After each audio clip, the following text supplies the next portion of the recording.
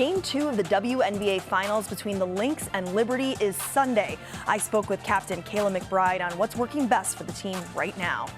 Two high school swimmers have achieved something very few will ever try. We'll explain why the duo decided to complete an Iron Lady. And women were among the dozens of people helping runners complete the Twin Cities Marathon last weekend. How they helped keep runners motivated throughout the 26.2-mile course.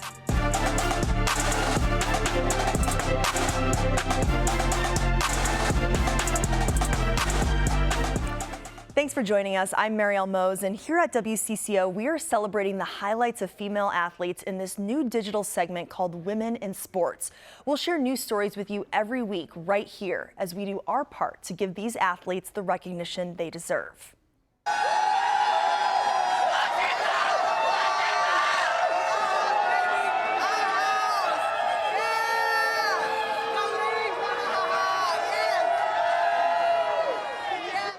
Love that energy. Those were the cheers of the Lynx fans after making it to the WNBA Finals earlier this week. We now have our eyes set on Game 2 Sunday afternoon in New York against the Liberty. This is the first time since 2017 that the Lynx have made it to the finals. One of their lead scorers and captains is Kayla McBride, also known as McBuckets. I caught up with her on what makes this year's team so special. McBride will try it, and McBuckets. Pretty sure this is probably her best season on record as a pro. Coach Cheryl Reeves says everything Kayla McBride has put into this team the last 4 seasons is shining right now. McBride feels the payout too. The way that this season has gone and the way that I feel like I've contributed and been able to be a part of it, it's amazing, you know, so I'm excited. I'm excited to kind of be where my feet are and be what I need to be for this team to help us get to the top of the mountain. What's working the best right now for the Lynx? What do you think is kind of that secret that's just brought you guys from, you know, ranked 9th at the beginning of the season to number 2 in the league? Relentlessly connected. Like, I think that, you know, obviously there's a lot of adverse situations throughout the season, throughout games, but I think we're just so connected off the court, on the court. That's been a really special part because it's not easy to have that on the team, especially at the pro level, where everybody's bought in on the same page. And I think that since day one, since training camp, it's been like that. Now, if you've listened to Lynx Radio, you've probably heard him before. Play-by-play host Wendell Epps has been with the team for every season, so he's seen all their highs and lows. He spoke with our Pauline Lee about the impact the Lynx have had on our community.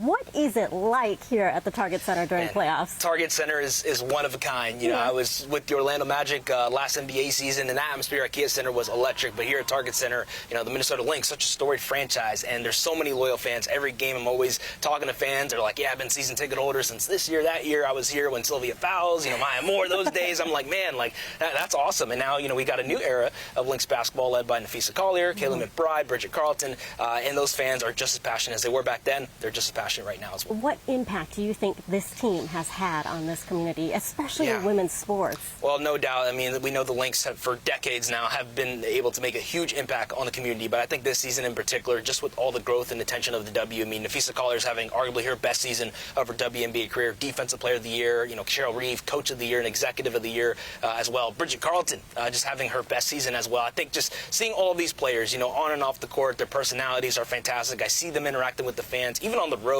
they've been telling me that they feel like they've gotten their best support on the road ever in their WNBA career. Over to gymnastics, as St. Paul's Olympic champion has received yet another honor. Check this out. Just last week, Glamour magazine named Sunni Lee as one of its Women of the Year. The elite gymnast was part of Team USA that won gold in Paris this year, just months after she battled a debilitating kidney disease. She recently moved to New York City and told Glamour she hasn't made a decision yet about the next Olympics. Now, the first ever female assistant coach in the NHL will be in Minnesota this weekend. Jessica Campbell will be behind the bench on Saturday as the Seattle Kraken take on the Wild. The 32-year-old was named as assistant coach in July. Campbell, who is originally from Canada, made a historic debut during the Kraken Blues game on Tuesday. The Blues, though, they won that game 3-2. We're now taking you to Northfield, where 2 high school swimmers accomplished a rare feat in a recent swim meet.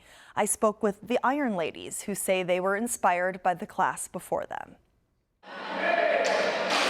Northfield Swim and Dive senior captains Edie McLaughlin and Ella Krupicka are a true dynamic duo. They've been swimming together for the Gators since they were in 8th grade.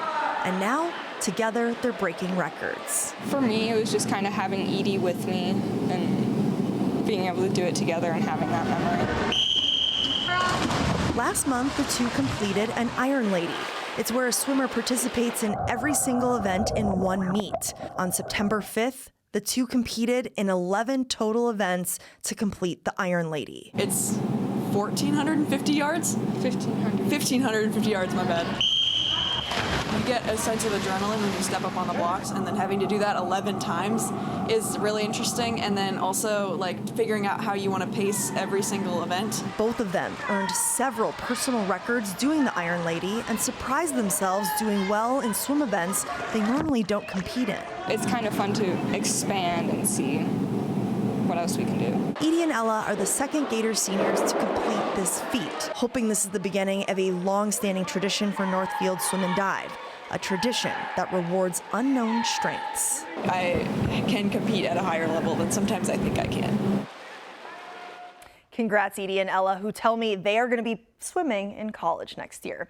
Now, the Metro came alive last weekend with the Twin Cities Marathon.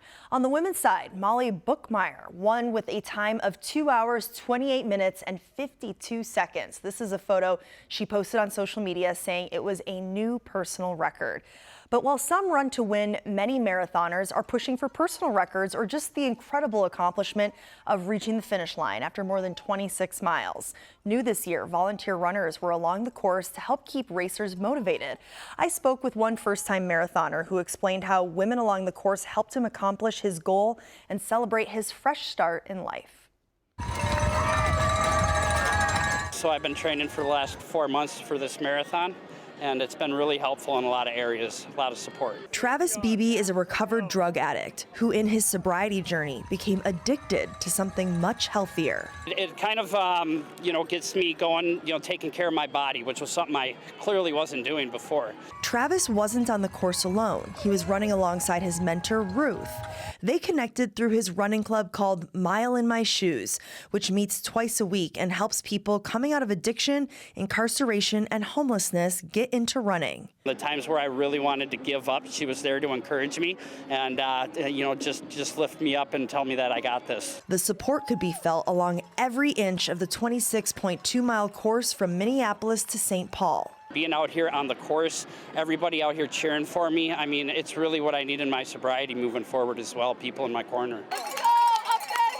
Running isn't about pace. Running is about being healthy and having fun and getting out there and being in community. Allison Greenlee with Twin Cities in Motion says the Runtourage is new to the race day this year. Volunteer runners were scattered throughout the course and running alongside people for encouragement and helping people who needed it. This group of Runtourage volunteers are from the She Runs This Town running club based out of Lino Lakes. They posted up at mile 25, the final vertical stretch along the course. That's our main thing, is just trying to get every person up that hill with as much energy as we can give them as possible. And the Runtourage is going to be a permanent fixture for all Twin Cities in Motion events going forward. So keep an eye out for those volunteers who just want to simply help you cross the finish line at any race for any distance. We also want to take a few seconds to celebrate several ladies from here at WCCO who ran the 10-mile race last weekend. Morning anchor Heather Brown was one of them, as well as digital anchor Maria Lizignoli and one of our digital producers, Bailey. Congratulations to everyone who took part in the races over the weekend. Thanks for watching this week's Women in Sports. We'll be back with more great stories next week. I'm Marielle Mohs.